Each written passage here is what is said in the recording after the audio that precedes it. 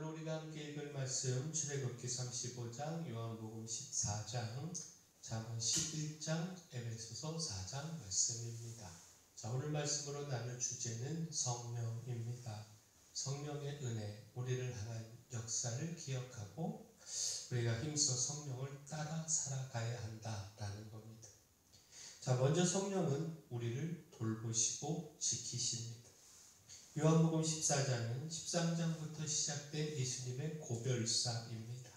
이 고별사는 17장까지 이어지는데 이제 예수님께서 하나님 아버지께로 다시 돌아가실 것과 이후 제자들이 예수님 없이 살아가야 할 삶, 그리고 그런 제자들을 위한 약속을 전하고 있습니다. 무엇보다 예수님께서 제자들에게 주신 약속은 보혜사 성령인데 요한복음 14장 16절에서 18절까지 말씀 보면 내가 아버지께 구하겠으니 그가 또 다른 보혜사를 너희에게 주사 영원토록 너희와 함께 있게 하리니 그는 진리의 영이라 세상은 능히 그를 가리지 못하나니 이는 그를 보지도 못하고 알지도 못함이라. 그러나 너희는 그를 아나니 그는 너희와 함께 거하시며 또 너희 속에 계시겠습니다. 내가 너희를 고아와 같이 버려두지 아니하고 너희에게로 오리라.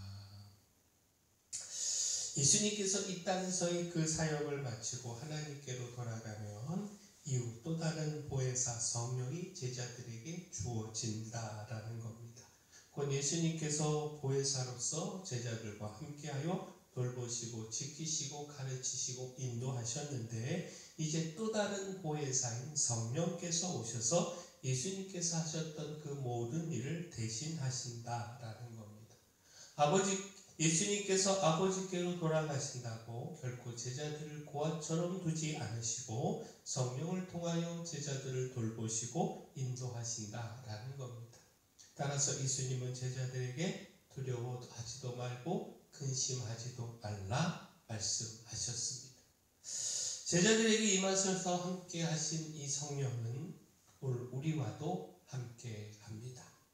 우리도 보호하시고 가르치시고 인도하십니다. 따라서 이 세상을 살아가며 그 무엇도 두려워할 필요 없고요. 막막해 할 필요도 없습니다. 그저 우리 안에 있는 성령의 음성에 귀 기울여 따르면 됩니다. 성령께서 우리의 길을 인도하시고 세상의 모든 풍파에서 능히 지키시고 보호하십니다. 또한 성령은 우리를 도우십니다. 가르치시고 인도하셔서 의와 생명의 길에 서게 합니다. 잠언 11장은 정직과 겸손과 공의와 구제 등을 가르치는 말씀입니다. 무엇보다 공의를 굳게 지켜야 사망이 아닌 생명에 이르게 됨을 가르치고 있는데 잠언 11장 19절 말씀을 보면 공의를 굳게 지키는 자는 생명에 이르고 악을 따르는 자는 사망에 이르느니라. 공의를 지키고 그 길에서 넘어지지 않기 위해 곧 악한 유혹을 이기기 위해 성령이 필요합니다. 성령은 우리가 붙든 믿음뿐만 아니라 공의의 삶을 굳게 지키도록 도우시기 때문입니다. 성령은 모든 유혹을 능히 이길 수 있는 힘과 능력을 공급합니다. 따라서 힘써 성령을 구하고 성령을 의지해야 합니다.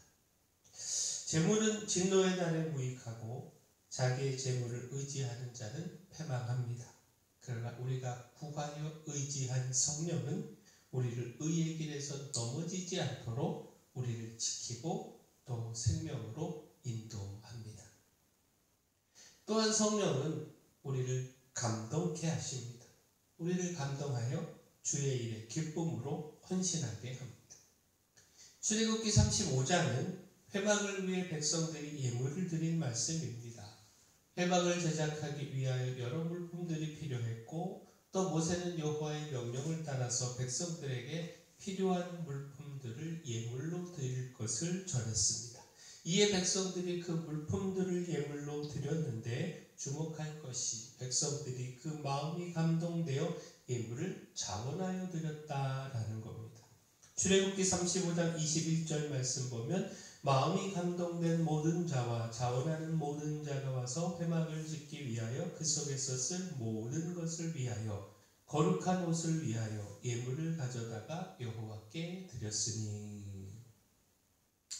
모세도요, 마음에 원하는 자 곧 자원하여 기쁨으로 예물을 드리라 강조를 했고, 백성들도 감동된 마음으로 기쁨으로 드렸습니다.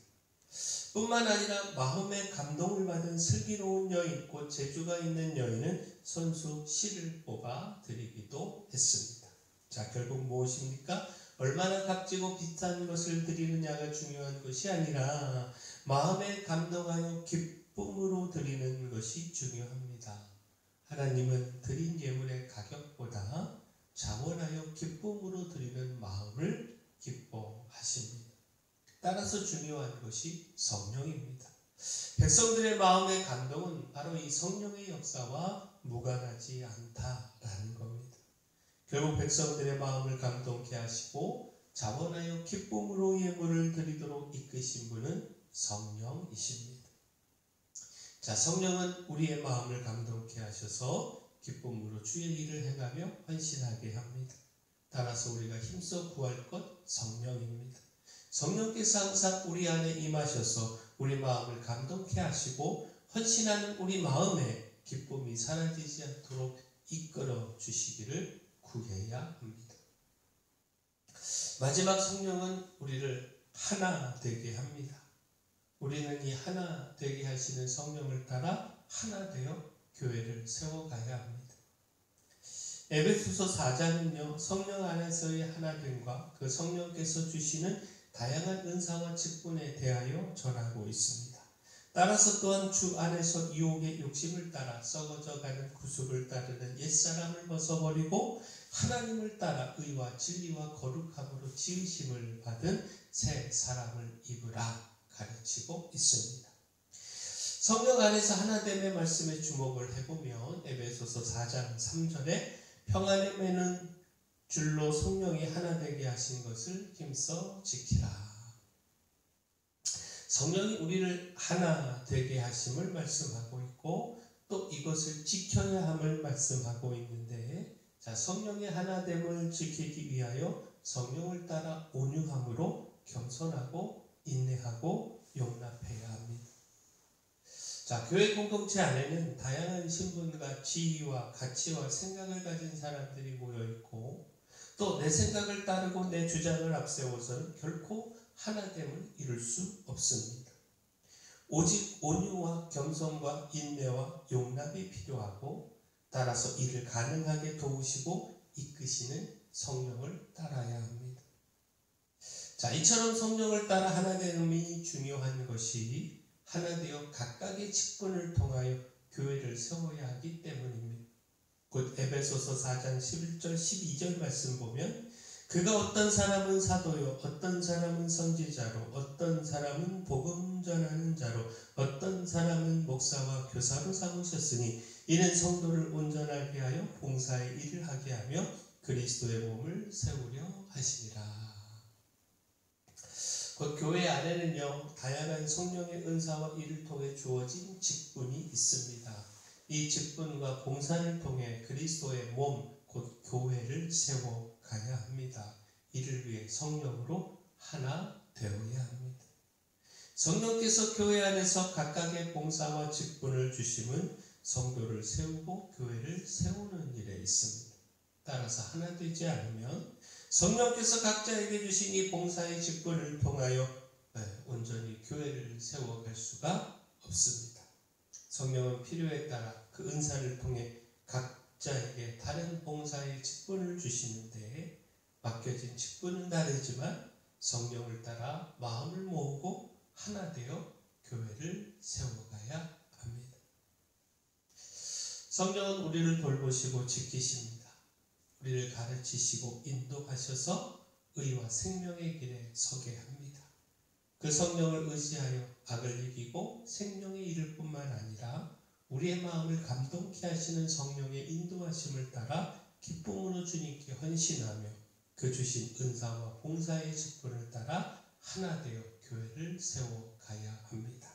바라기는 우리가 이렇게 성령을 따라 기쁨으로 헌신하고 또 한 마음으로 교회를 세워가기를 소원합니다. 사랑의 주 하나님, 보혜사 성령이 함께 하시며 돌보시고 인도하심을 기억하며 세상의 두려움도 또 막막함도 이기기를 소원합니다. 성령 안에서 주시는 감동을 따라 기쁨으로 헌신하는 삶을 살게 하시고 또 성령이 하나 되게 하심을 지키고 또 주신 봉사의 직분에 충성해서 성도를 온전하게 하고 교회를 세워가게 하여 주시옵소서. 교회 내 연약한 모든 분들 주님 그 강력한 손으로 치료하여 주시옵소서. 저희 교회 주신 사명, 이 마을의 빛이요 소금으로서의 사명 잘 감당할 수 있도록 힘을 더하여 주시옵소서. 모든 것 주님께 맡겼고 예수님 이름으로 기도합니다.